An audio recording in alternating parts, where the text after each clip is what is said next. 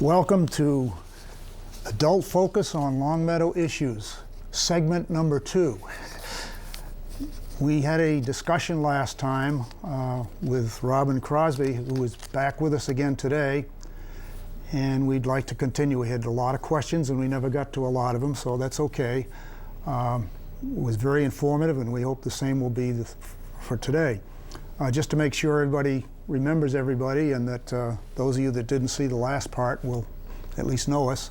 My name is Ray Marr. Over here on my right is Robin Crosby, and John Bowen, who is a regular panelist, myself, Ellie Tyson, and Jim Jones.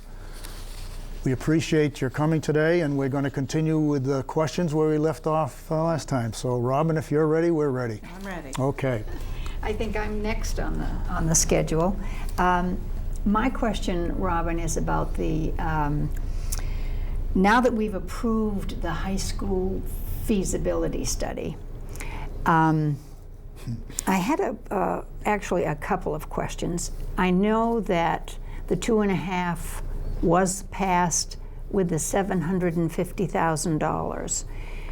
Where does that figure come from? I mean, could you get the same study from 250,000 or 300? I mean, where does the 750,000 come from? The 750,000 came out of sort of a formulaic approach to, if you had to guess, we have one of our members. I'm on the school building committee.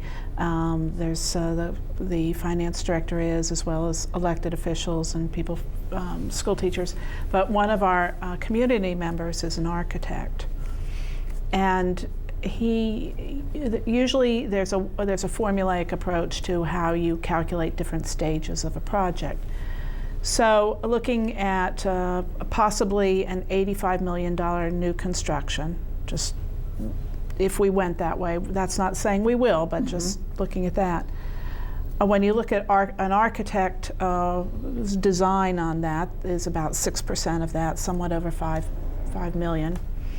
And then to get to a feasibility or a schematic designs, it's about 765,000, or I think 10% of the architect's fee, or something like that.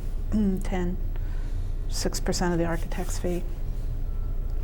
But one of the things, so we sort of backed into it. But there's two parts to the feasibility study. One is, there was a feasibility study done already, as you may be aware. But we're not sure how, whether the Massachusetts School Building Authority will accept that feasibility study.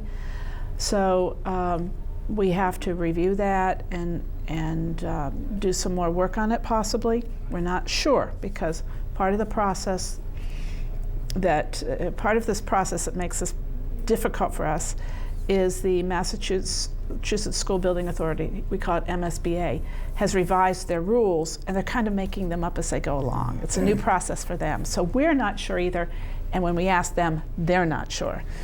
So there's two things we have to do in this first phase. Let's call it phase 1. One is to do a feasibility study, and 2 is to come up with some schematic designs of which the MSBA approves. And when at that point they'll say, okay, you can go forward. And of course there will be community involvement as part of that. So we kind of backed into that number, not knowing whether we're going to have a new school or a renovation at this point, but using a formula. I guess that was part of my question too, to speak on the issue of a new versus renovated high school. The feasibility study will help us identify whether we will be looking at a new or renovated facility. And we've engaged an owner's project manager. We're required to get an owner's project manager now before we can go on and get an architect. So we interviewed a number of firms. We've got a top choice. We have to negotiate a contract with them. The owner's project manager will help us obtain an architect, and will oversee their work, sort of double check what they're doing, and help guide the school building committee and the community through the process of the feasibility design and the schematic designs. The OPM will work with MSBA to determine whether we can use our feasibility study. If we can't use it, is there anything we can use? And then we have to get an architect to help flesh it out some more. It's what makes it difficult is it's a new process for everybody, for the towns, for the state. So we're kind of feeling our way along as we go. But there will be opportunities for involvement of the community along the way. Can I have a follow-up on Ellie's question? The MSBA, if all of this is accepted by them and we can go ahead and do whatever we have to do, are these budget cuts from the state going to affect what the state can lend us or give us for this project? Well, that's a question that we've been talking about, and it might affect how many projects they approve. I don't think it will affect what they give us. Now, one of the things we did identify that they've cut back on what they want to reimburse on. So in essence, that really cuts the reimbursement rate. You know, they could say, well, we're reimbursing, the basic rate is 50%, and then you get credits for different things you add on after that. So say we get, 52% reimbursement. By eliminating certain things they used to reimburse for, what comes to mind to me is they're trying to eliminate demolition. Well, of course we have to, if it's a new school, you can't leave a empty school on that site. So, or increasing infrastructure on the site to the schools. Right now we know our schools need larger water lines and sewer lines going into them. If they don't reimburse us for that, then that's really a decrease in the reimbursement rate. So they're trying to make their dollars go farther by restricting what they'll reimburse for. Will that impact on your decision whether it's going to be new or renovation? If they're according to MSBA, they will work with us to come up with a solution, which they might say renovate, we don't want to pay for a new school, or they might say model school is the way to go. We're also looking at model schools, which is an opportunity to save the cost of architectural fees and all that. And Longmeadow is a good candidate for that, but we really won't know till we're further along in the process. And again, MSBA is still working through the process themselves, so we're not getting, we don't have a lot of clear guidance from them. Okay. How long will again, I know it's kind of iffy, but how long will it probably take from now to when we have a new school that's ready to use? Assuming the voters approve it the first time around, exactly. We're probably looking at 4 years. 4 years? You know, it'll be before about, it's implemented. Right, it'll be about and of course, when we get to the point that they say, okay, renovate, model school, build new, whatever agreement we come up with, we have to go back to the voters, to town meeting and the voters for approval. Assuming that we're thinking probably a year or so down the road that we'll be able to do that. Then you have to go out to bid, which is, and then that's we have design, design. We'll just have preliminary designs. You have to do the full design, then you go out to bid, and then you have construction. So it's usually easily a 4-year project, assuming everything goes smoothly. And where, if you can speculate, where would this new school, if it's a new school, where would it go? Do we have any Well, that's part of what the feasibility study will tell us, whether, there's another site that's available, or whether, we can build somewhere on that site and, and then demolish the school and move the athletic fields around. It's going to be a very complicated process because, as you are all aware, you don't have a lot of vacant land in Longmeadow. There just aren't a lot of options. So the architect, once they're on board, will help us work our way through that. So it could be, from what you're saying, and ended up, the MSBA, depending upon what they accept from prior feasibility studies, it could be less than the $750,000 feasibilities that we've approved. Well, that money for whatever we have to do will have to be spent one way or the other. But what we spend on the feasibility study could be more or less depending upon right. what's usable from the existing That's study. Right, okay. I had heard, I'm going to say a couple years ago, when they first were talking about new school, one was Russell Field, which is, I guess, the field across the way, and one was out near the water tower, somewhere in that area. And then there was it one of the country clubs was, Oh, yeah. and all that stuff. That's, I think, when it started. Mm-hmm. And I say, or up Turner Park, I think, was another one I heard. So at this point, though, we really don't have any. We really don't know at this point, and that's what the architect will help us look at. They could look at those sites and say, that's not large enough, you've got bad topography there, you've got too many wetlands. You know, the other thing Longmeadow is blessed with is a lot of wetlands. So even if you do have vacant space, it's You can't wetlands. use it 'cause Yeah. Okay. Well, time will tell then. That's good. right. Yeah. I'm the next. Yeah, go ahead, Jim. Excuse me. How has the present economy affected the financial structure of Longmeadow? That is bonds, retirement, payroll, investments. If we do the new school, is that going to be a bond issue? Yes. Now with the economy in such a state of flux, one day it's up, one day it's down, and so on and so forth. How is that, and the town's investments, the town employees' retirement funds, how is all this affecting those? Well, let me talk about the bonding first. Of course, we're watching that. We did a debt exclusion for the roof at the high school and Greenwood Center. I've talked to our finance director, Paul Pasterzik, and he's working very closely. We have a financial advisor who works to help us prepare our bond documents. And their feeling is that Longmeadow is still very strong in terms of being able to sell bonds, because we've got, you know, a very high bond rating, we've got good management practices, we have money in reserves. So we're a very strong candidate for securing credit still. So we're not too concerned about that right now.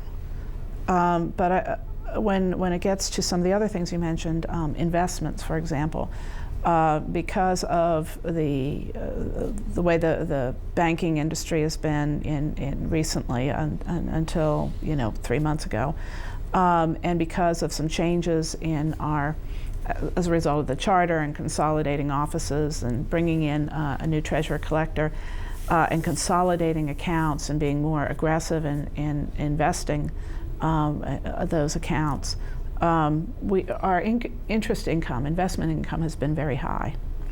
Now, we don't expect that to continue, but we maximized it when we could. So we have a good system in place for investments, but a lot of it is, and we've got a very good investment advisor, but a lot of it is dependent on what's happening in the markets. You're right. So we have met with the investment advisor within the last couple of months. So there's a lot of dialogue going on about where to put our money. And of course, we're limited where we can put it. So, and we've been reviewing our investment policy as well. The other item you mentioned was a pension.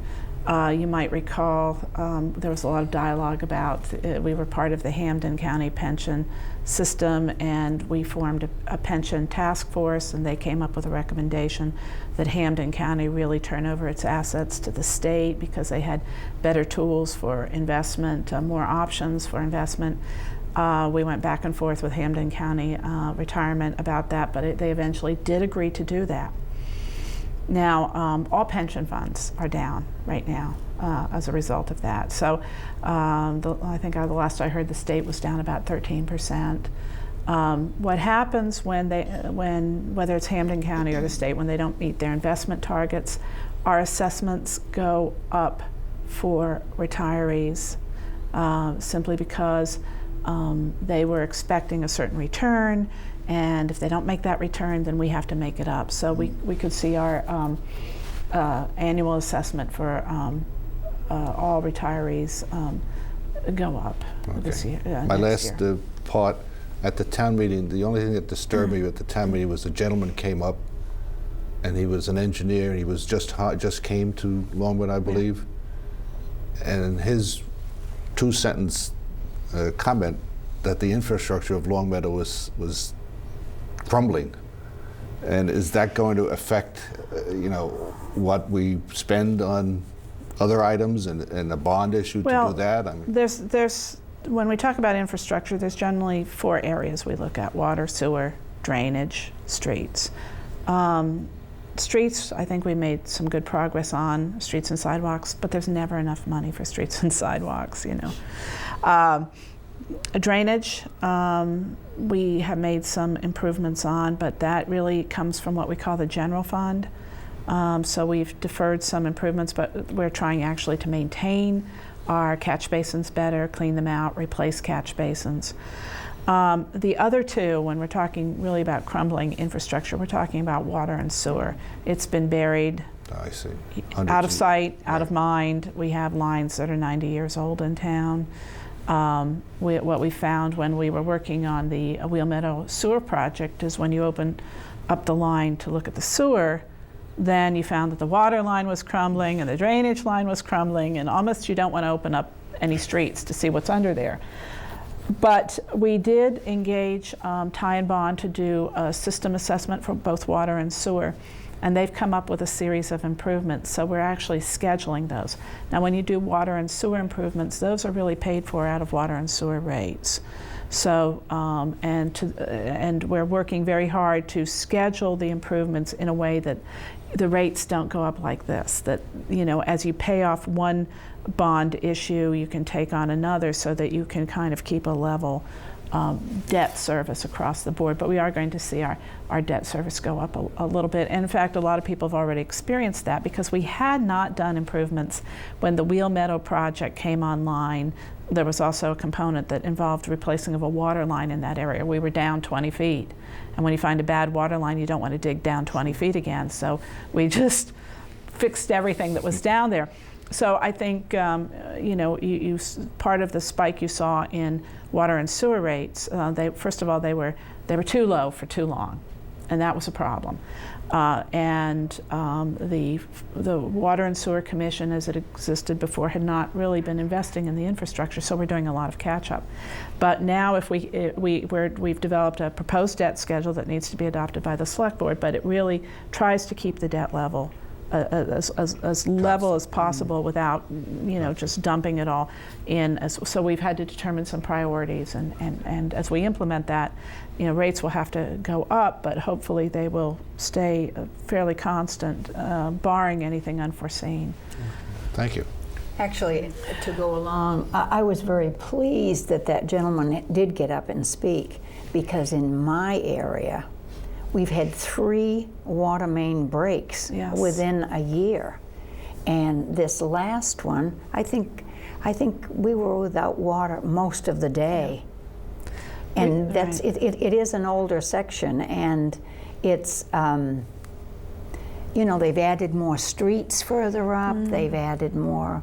So it puts a lot of pressure on this old system, which would be wonderful if we could implement new.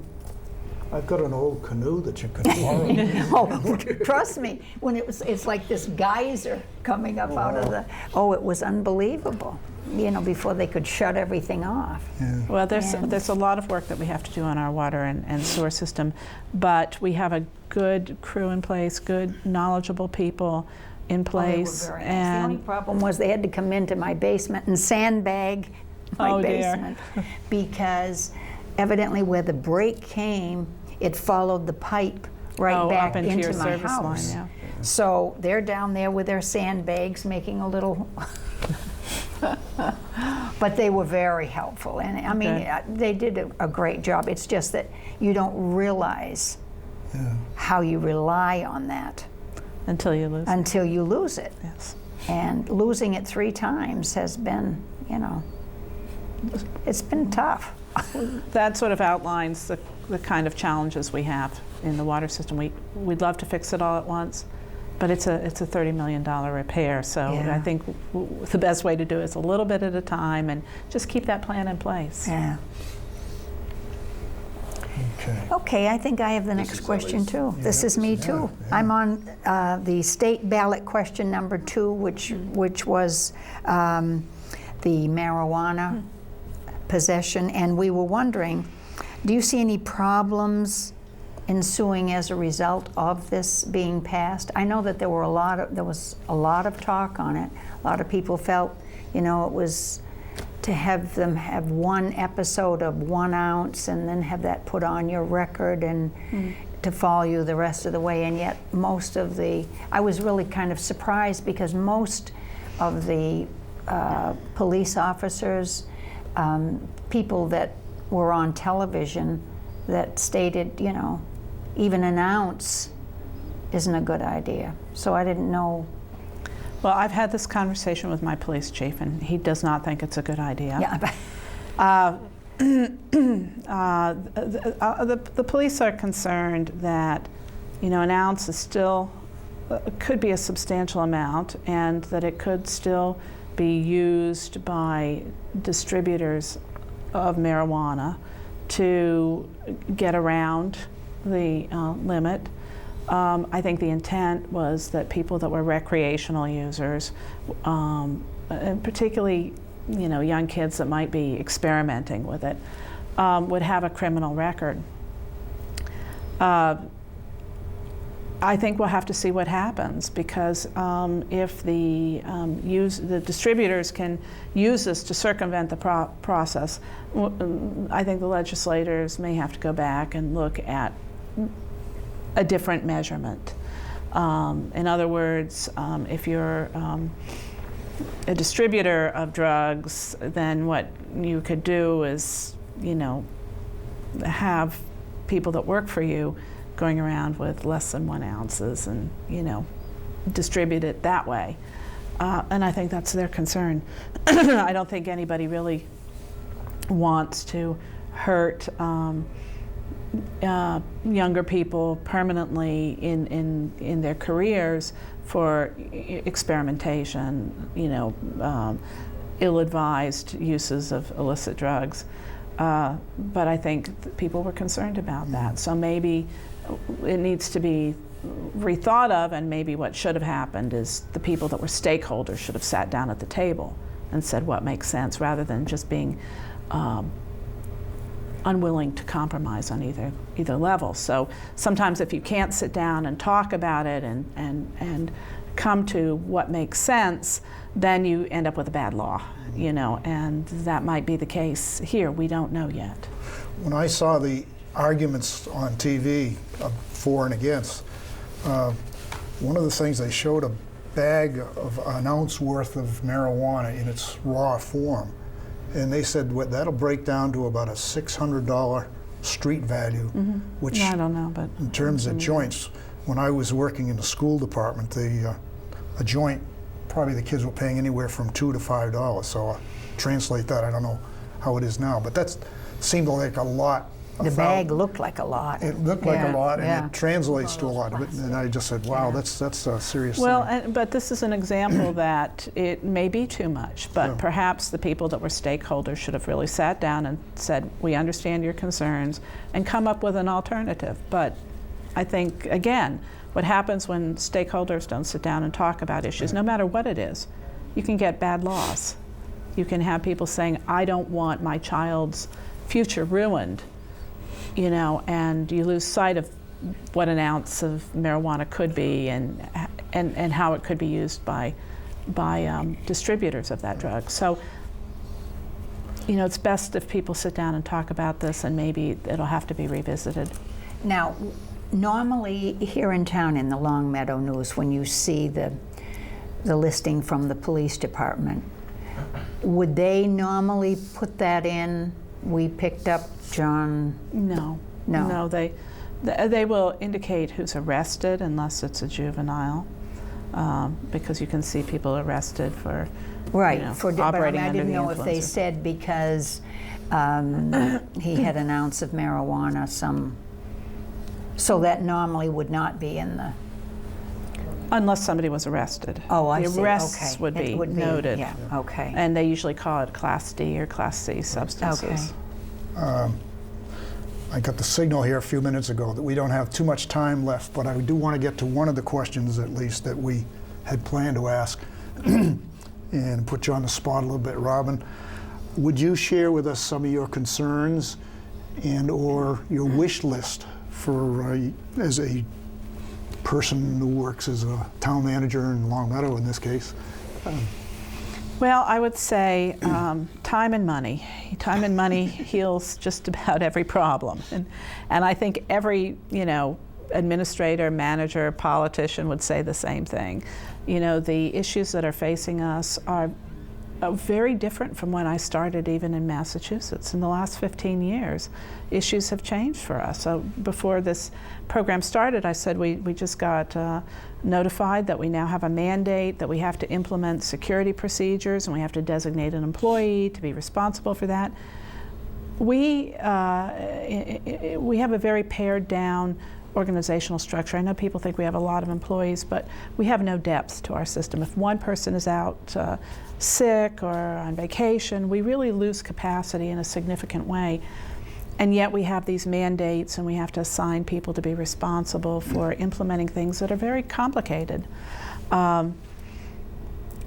So I guess we wouldn't need so much staff if we didn't have so many things outside of our control coming down to us. And again, there are numerous mandates that really take how we use our time out of our discretion. And frankly, I think in many cases it affects residents because people want their streets plowed and leaves come up and potholes and barking dogs, and they want sidewalks done and parks done. But a lot of our energy is deflected away from that because of the state and federal requirements that come to us, and money. Again, those mandates cost money, and that deflects money away from other services that we would that maybe the community would actually feel more, desire more, is more relevant to them. And I think this is a challenge every person in my position faces to greater or lesser degrees. I will say, though, that Longmeadow has a wonderful system of volunteers. I'm just amazed at the volunteers in this community. Very talented people that they retire, but then they go on to their second career of volunteering, which is great. And this community would not be the kind of community it is without those kinds of volunteers. And I think you're very fortunate because that backfills a lot of services that that enhance the community. So I really would like problems like leaking water lines to go away. That would be on my wish list, but it takes money to do that. I think what we have to understand that if we have a plan in place and we all just keep our eyes on the big picture and know that every year we do a little bit of this, it's not going to be fixed in 5 years or 10 years. But what we're doing is really investing a little bit at a time. And eventually, if we keep that up, it's like saving money or investing money. You put a little bit aside, and while we'd like to do big things, we have to realize that you don't fix 20 or 30 years of neglect overnight. And you'll see that with the community house. That painting has been in the works for 3 years, and now we can stand back and look at it. Yeah. But our work isn't over. We still have other buildings to work on. I guess I'm getting the signal here to wrap things up, so I will. Robin, again, we thank you very much. You've been very helpful. It's my pleasure. And enjoyable, and I think we got a lot of questions answered. We probably could keep you for another hour or so if we had the time. Hey, I'm ready. Just a note for the viewers that we are going to have the topic of Emerson Manor, which most of you know, you've heard of, but you may not know where it is. And Eleanor Kress is going to be our guest panelist, and she will tell us a lot about Emerson Manor and what makes that place tick and what it does and so on. So we appreciate all of you for being here today, and we hope that you enjoyed the show, both segments. If you didn't see the first part, there is a first part. And my understanding they will be showing on Tuesdays at 6 o'clock in the night and 11 o'clock on Sundays. So thank you again, everybody, for being here, and we hope that you have a good day.